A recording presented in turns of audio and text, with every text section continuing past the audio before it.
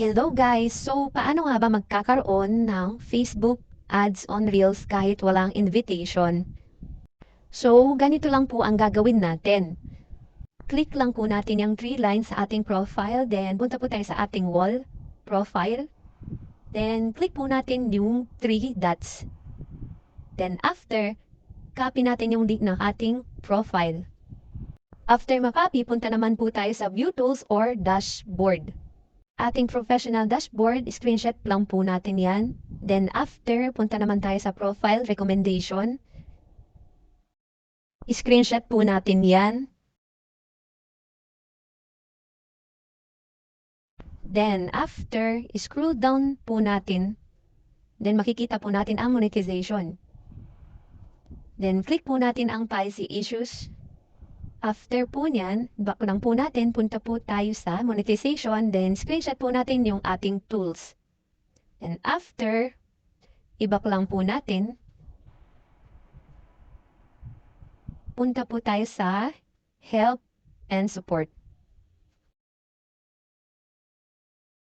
Click report a problem, then scroll down, continue to report a problem.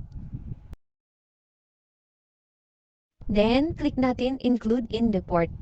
Then, dito sa select a product, hanapin lang po natin ang profile. Then, yan. Then, dito sa may attachment, alisin lang po natin yung sample dyan, then upload natin yung ating profile. So, ayan. Then, isunod natin ang performance.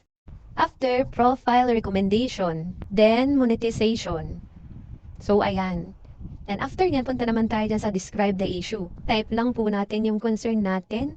Dear Facebook Kim, good day. I hope you will give me a chance to have these features to my Facebook account ads on Reels. I promise that I will upload useful content and won't violate Facebook community policies anymore. Thank you. Then after nyan, copy po natin yung link ng profile natin. Double check natin ang ating report. Then kung okay na, click natin yung arrow sa gilid. After po ma-send, mag-aantay po tayo ng 7 days up to 1 month para magkaroon po tayo ng ads on Reels.